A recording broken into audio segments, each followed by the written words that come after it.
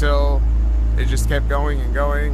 And then Jason Aldean left the stage, and then everybody started fleeing, and we started fleeing. We had to hop the gate to get out. Di tanggal 1 Oktober 2017, sedang berlangsung festival musik Route 91 Harvest di Las Vegas Strip, Nevada. Sejak sore hingga jam 10 malam, semuanya berlangsung normal. Namun ketika Jason Aldean naik ke panggung dan memberikan penampilan penutup, suara tembakan terdengar.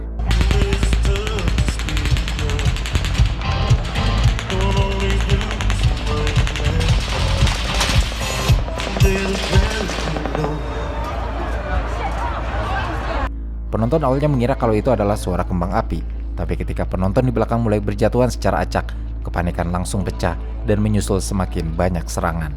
Beberapa waktu kemudian polisi berhasil menemukan pelaku yang diidentifikasi sebagai Stephen Paddock, pria berusia 65 tahun yang bersih dari catatan kriminal, sehingga membingungkan petugas tentang apa motif sebenarnya dia melakukan tembakan massal yang disebut-sebut paling mematikan dalam sejarah Amerika. Apakah ada dalang di balik penembakan yang dilakukannya?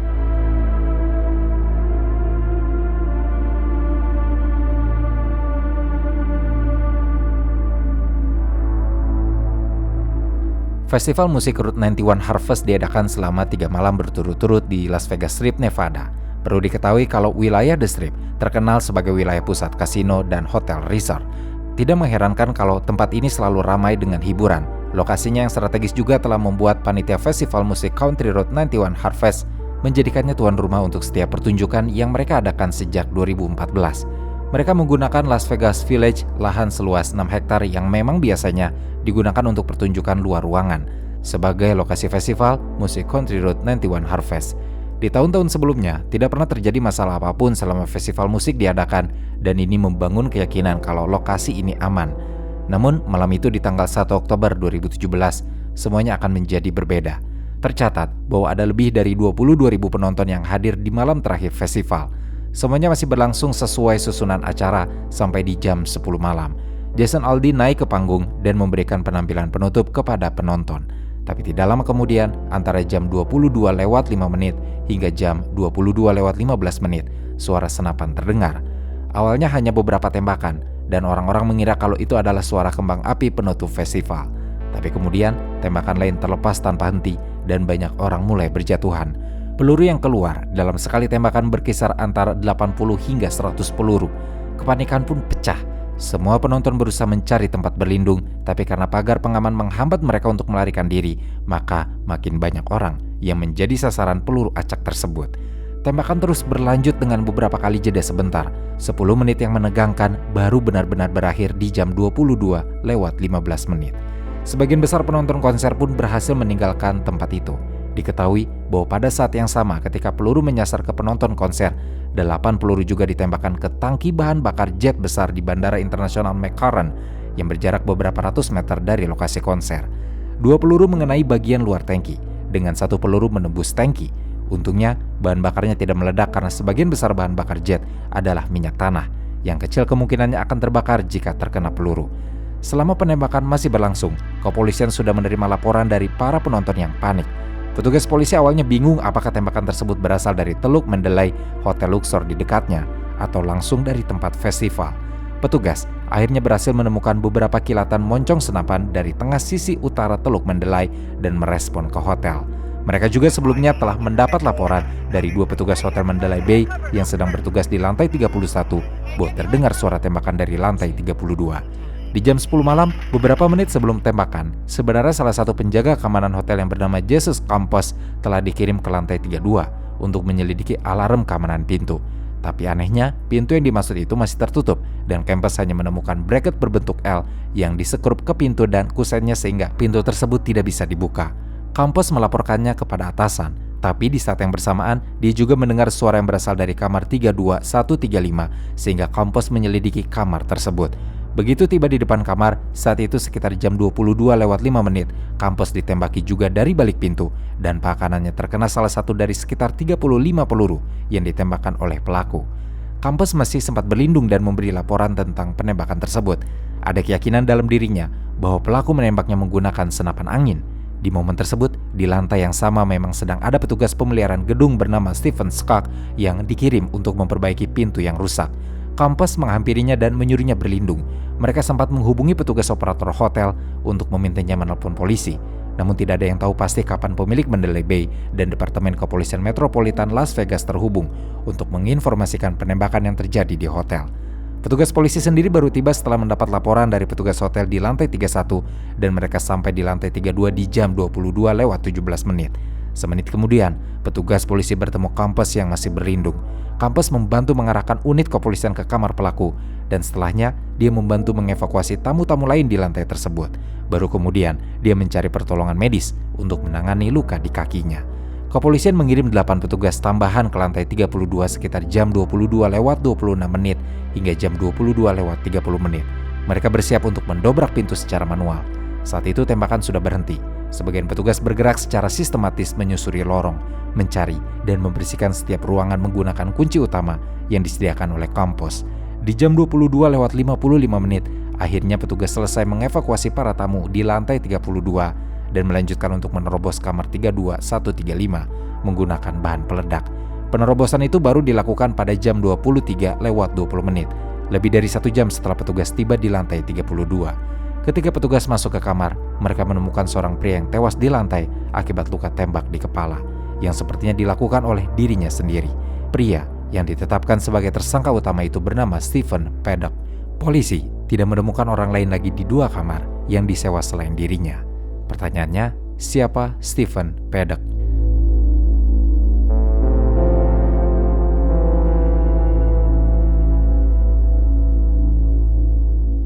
Sang tersangka nama lengkapnya adalah Stephen Craig Paddock. Pria kelahiran tahun 1957 ini berasal dari Iowa. Orang tuanya bernama Benjamin Paddock dan Dolores Hudson. Stephen menjadi anak tertua dari 4 bersaudara yang semuanya tumbuh di Tucson, Arizona. Ayah Stephen yaitu Benjamin dikenal sebagai seorang perampok bank yang namanya ada dalam daftar paling dicari FBI. Benjamin pernah ditangkap di Arizona pada tahun 1960 ketika Stephen baru berusia 7 tahun. Tapi ketika dia dinyatakan bersalah dan dipenjara, Benjamin kabur dari penjara pada tahun 1969 dan tidak pernah terlihat lagi. Menurut adik-adik Stephen, ayah mereka tidak pernah ada di rumah sehingga anak-anaknya jauh dari pengaruhnya. Ditambah lagi, dulu ibu mereka bilang kalau ayah mereka sudah meninggal dalam kecelakaan mobil dan tidak pernah mengatakan apapun tentang pekerjaan ayahnya. Setahu mereka, setelah ayahnya tidak pernah kembali ke rumah lagi, Dolores, ibu mereka, mengajak semua anak-anaknya pindah ke Sun Valley di Los Angeles. Mereka menghabiskan sisa masa kecil dan remaja dengan kondisi terbatas karena ibunya berpenghasilan rendah. Dolores bekerja sebagai sekretaris untuk menghidupi keluarga kecilnya. Kondisi itu melatih Stephen dan adik-adiknya untuk hidup mandiri sejak kecil. Meskipun ibunya sering marah dan melakukan kekerasan, tampaknya Stephen adalah satu-satunya orang di rumahnya yang tidak terpengaruh. Dia lebih banyak untuk diam. Adiknya yang bernama Patrick saja menyebutnya sebagai orang paling membosankan di keluarga. Sementara itu teman-teman Stephen berkata kalau dia adalah orang yang pendiam dan sangat jenius di bidang matematika. Meski berada di tengah keterbatasan, tapi Stephen berhasil menyelesaikan pendidikannya sampai lulus di California State University di Northridge pada tahun 1977 dengan meraih gelar di bidang administrasi bisnis. Karir Stephen sejak lulusannya diketahui sangat lancar. Dia juga menjalankan bisnis real estate bersama adiknya itu Eric. Saat itu kondisi keuangan Stephen memang sudah sangat membaik. Dia tinggal di Greater Los Angeles area dan memiliki properti pribadi di Panorama City, Cerritos, dan North Hollywood dari tahun 1970-an hingga awal 2000-an. Stephen juga punya 2 gedung apartemen di Hawthorne, California, serta memiliki kompleks apartemen di Mesquite, Texas yang dia jual pada tahun 2012. Kerabatnya mengatakan Stephen punya kekayaan setidaknya 2 juta US dollar ketika dia menjual bisnis real estate-nya. Beberapa hasil investasinya memang sangat menguntungkan. Salah satu kompleks apartemen yang dibeli pada tahun 2004 saja bisa memberinya pendapatan tahunan lebih dari $500,000 selama tahun 2011.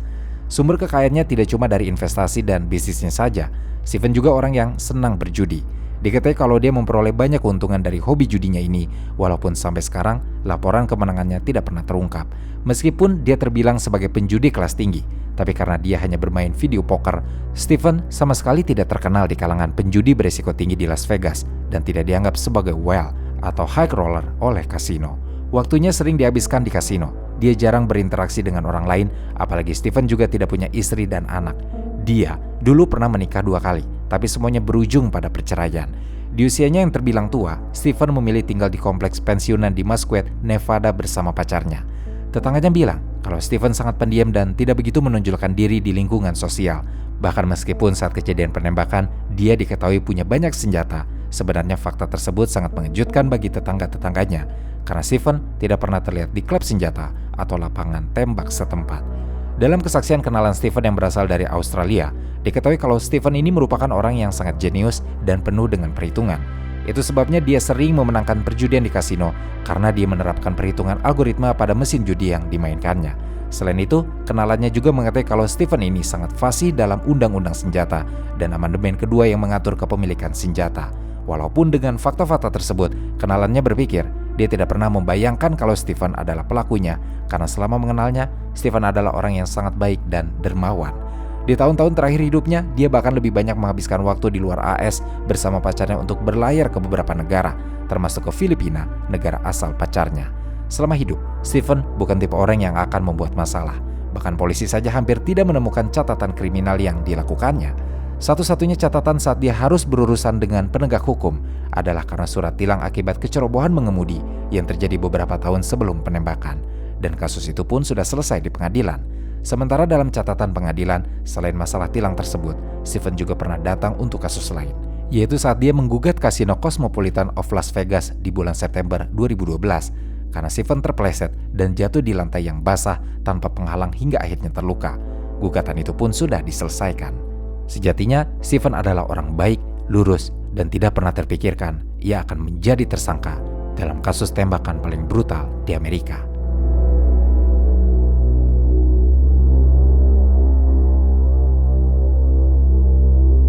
Menurut pacarnya, yang namanya dirahasiakan untuk kepentingan privasi, Stephen selama ini tidak pernah berbicara serius tentang politik dan tidak tergabung dengan organisasi apapun. Jadi, jika ada yang mencurigainya terhubung dengan organisasi-organisasi tertentu, rasanya tidak memungkinkan sama sekali. Namun, pacarnya pun bersaksi bahwa beberapa bulan terakhir sebelum penembakan, Stephen sering sekali mengeluhkan sakit dan semakin sensitif dengan bau kimia. Terkadang di pagi hari, dia akan mengeluh mencium bau alkohol yang menyengat dan menjadi putus asa karena merasa tidak nyaman.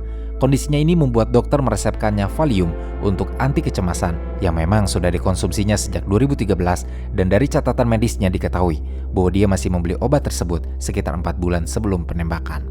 Ada dugaan kalau pengaruh obat-obatan bisa memicu tindakan ekstrimnya, apalagi jika dia mengkonsumsinya dengan alkohol. Tetapi kecurigaan ini berhasil dibantah setelah mayat Stephen diotopsi, di mana dokter tidak menemukan ada obat psikoaktif atau alkohol dalam tubuhnya. Meskipun dalam urinnya terkandung benzodiazepin yang biasanya digunakan untuk antidepresan. Memang beberapa tahun terakhir, kekayaan Stephen dilaporkan menyusut drastis dan dia mengalami depresi. Pacar Stephen bilang kalau banyak yang berubah dari sikap Stephen. Pria yang dulunya sangat romantis dan hangat ini mulai terlihat mengurangi perhatian dan kasih sayangnya. Tapi pacarnya mengira kalau itu semua karena kesehatannya yang menurun. Di sisi lain, soal kepemilikan senjata, diketahui kalau Stephen menunjukkan peningkatan dalam pembelian senjata antara bulan Oktober 2016 hingga 28 September 2017. Tercatat oleh Biro Alkohol, Tembakau, Senjata Api, dan Bahan Peledak atau ATF kalau Stephen telah melakukan pembelian lebih dari 55 senjata api dalam rentang waktu tersebut, dan sebagian senjata yang dibelinya merupakan senapan. Stephen juga membeli sejumlah aksesoris yang berhubungan dengan senjata api, setelah sebelumnya membeli sekitar 29 senjata api antara tahun 1982 hingga September 2016, yang kebanyakan adalah pembelian untuk pistol dan shotgun. Meskipun pacarnya memperhatikan peningkatan pembelian senjata api yang dilakukan Stephen, tapi dia sejak awal meyakini kalau pembelian itu memang karena Stephen selama ini hobi mengoleksi senjata. Sebulan sebelum penembakan, Stephen dan pacarnya sempat menginap di Mandalay Bay, dan di sini, menurut pacar Stephen, entah kenapa Stephen terus mengamati Las Vegas Village berulang kali dari jendela berbeda di kamar yang mereka sewa. Stephen juga sepertinya mempertimbangkan untuk menyerang tempat lain yang telah diteliti, seperti Boston, karena dia telah memesan kamar yang menghadap ke festival Lollapalooza pada Agustus 2017. Tapi dia tidak pernah datang ke sana. Selain itu, Stephen kemungkinan telah mempertimbangkan melakukan penyerangan di festival Life is Beautiful yang berada di pusat kota Las Vegas pada bulan September 2017. Tapi dia tidak melakukan aksinya meskipun sudah menginap di Ogden yang menghadap langsung ke festival tersebut. Di bulan-bulan ini, dari penyelidikan diketahui kalau riwayat penelusuran internet Stephen adalah tentang senjata SWAT, bagan balistik 308, SWAT Las Vegas, dan apakah polisi menggunakan bahan peledak. Bagaimanapun, pacarnya tidak pernah benar-benar tahu apa yang terjadi dan dianggap tidak terlibat atas rencana penembakan ini karena 2 minggu sebelum penyerangan, Stephen menyuruhnya kembali ke Filipina. Dia dibelikan tiket pesawat dan ditransfer uang sebanyak $100.000 untuk membeli rumah di negara asalnya oleh Stephen. Semenjak kembali ke Filipina, pacarnya mengaku hanya berkomunikasi lewat email dan pesan teks. Sementara Stephen semenjak pacarnya pergi, kemudian terlihat di Las Vegas bersama perempuan lain yang dilaporkan oleh penyelidik sebagai pelacur. 2 hari sebelum penembakan, Stephen terekam CCTV terlihat mengemudi sendirian ke area latihan tembak yang terletak di dekat rumahnya. Stephen diketahui tiba di Mandalay Bay pada 25 September 2017, lalu memesan kamar 32135, kamar gratis yang didapatkannya sebagai fasilitas pemain kelas tinggi. 4 hari kemudian, Stephen membayar untuk check-in di kamar 32134 yang terhubung langsung ke kamar sebelahnya. Kedua kamar ini menghadap ke lokasi festival musik di Las Vegas Village. Sebelum festival itu dimulai dan selama dia menunggu di Mandalay Bay, Stephen menghabiskan waktunya untuk berjudi di malam hari. Lebih dari 10 kali dia melakukan interaksi dengan karyawan kasino, termasuk di hari penembakan. Tapi semua interaksi ini bersifat normal.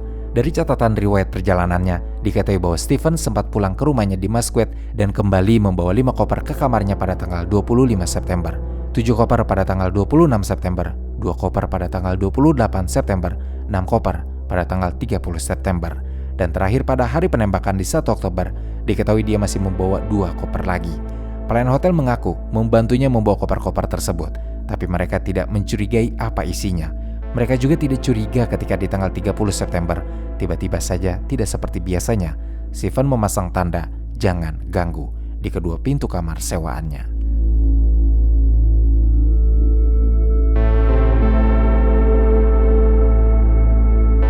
Sesaat setelah penembakan berhenti, Bandara McCarran yang dekat dengan lokasi penembakan akhirnya terpaksa ditutup selama beberapa jam karena ada sekitar 300 orang penonton yang memasuki area bandara demi bisa melarikan diri dari penembakan.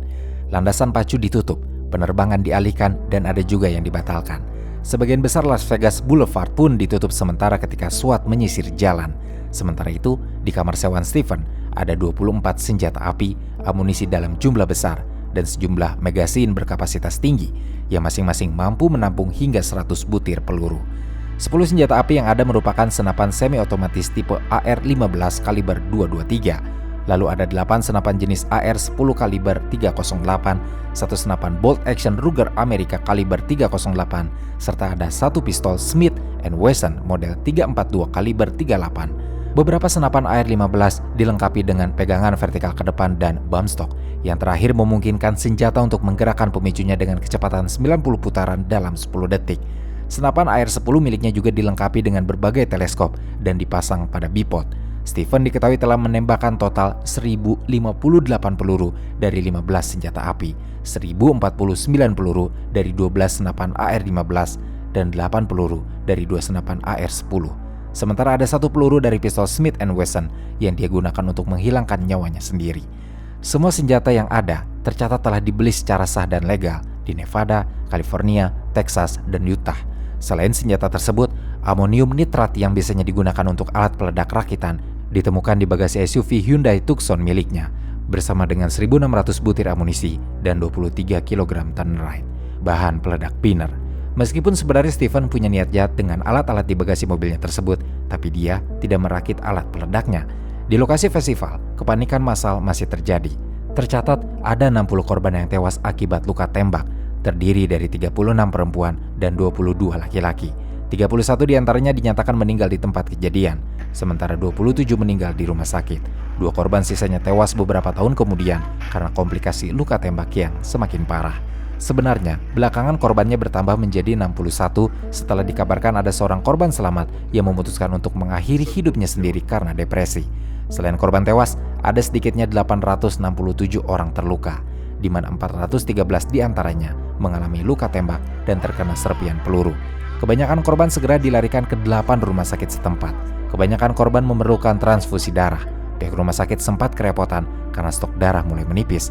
Sampai keesokan paginya, antrian donor darah di Las Vegas akhirnya membentang berblok-blok hingga berhasil mendapat 800 unit darah.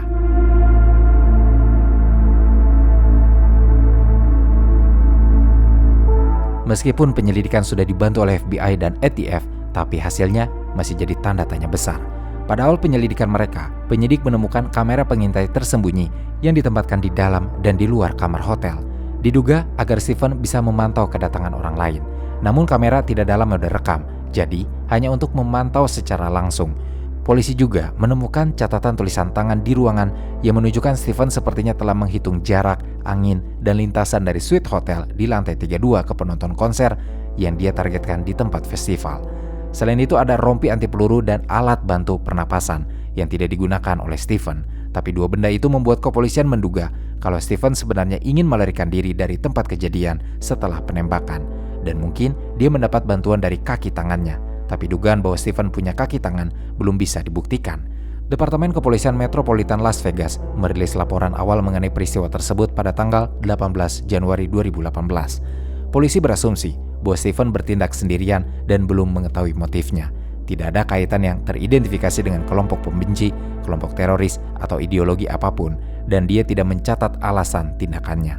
Pada tanggal 2 Februari 2018, Douglas Haig, seorang pedagang amunisi Arizona, didakwa di Pengadilan Federal Nevada dengan tuduhan konspirasi untuk memproduksi dan menjual amunisi penusuk lapis baja tanpa izin. Setelah sidik jarinya ditemukan pada amunisi penusuk lapis baja yang belum ditembakkan di dalam kamar sewaan Stephen. Pada tanggal 3 Agustus 2018, Sheriff Clark County Joe Lombardo mengadakan konferensi pers perilisan laporan investigasi kriminal FVMPD penembakan korban massal 1 Oktober. Dia mengatakan penyelidikan selama 10 bulan tidak mengungkapkan bukti adanya konspirasi atau pelaku penembakan kedua, dan motif pelaku penembakan belum diketahui secara pasti. Sementara itu, sebuah laporan yang diterbitkan oleh Unit Analisis Perilaku FBI pada Januari 2019 menyatakan bahwa tidak ada faktor motivasi tunggal atau jelas yang menyebabkan penembakan tersebut. Kasus ini pada akhirnya tidak memberikan jawaban yang memuaskan untuk publik dan keluarga korban, mengakibatkan berbagai spekulasi dan teori konspirasi beredar. Ada yang mengaitkan Stephen dengan salah satu pendukung partai politik Demokrat. Ada juga yang menyebarkan berita palsu bahwa ada penembak kedua. Lalu konspirasi keterlibatan kelompok teroris yang dikembangkan oleh Sputnik. Bahkan ada juga konspirasi yang melibatkan gerakan Antifa. Sampai kemudian ISIS memberi klaim palsu tanpa bukti apapun bahwa Stephen adalah prajurit mereka. Kejadian ini karena Stephen sendiri sudah tidak bisa diadili, gugatan akhirnya dilayangkan atas nama 450 korban kepada Mandalay Bay Hotel pada bulan November 2017 karena dianggap telah lalai dengan mengizinkan Stephen membawa persenjataan dalam jumlah besar ke dalam gedung. Pada bulan Juli 2018, MGM Resort International sebagai pemilik hotel menggugat balik ratusan korban dengan mengklaim bahwa mereka tidak bertanggung jawab dalam bentuk apapun atas serangan tersebut. Berdasarkan Undang-Undang Federal tahun 2002 yang disahkan setelah serangan 11 September, masalah ini baru terselesaikan pada tanggal 3 Oktober 2019 ketika MGM Resort memberikan ganti rugi sebesar $800 juta kepada para korban penembakan yang disetujui oleh hakim pada tanggal 30 September di tahun 2020.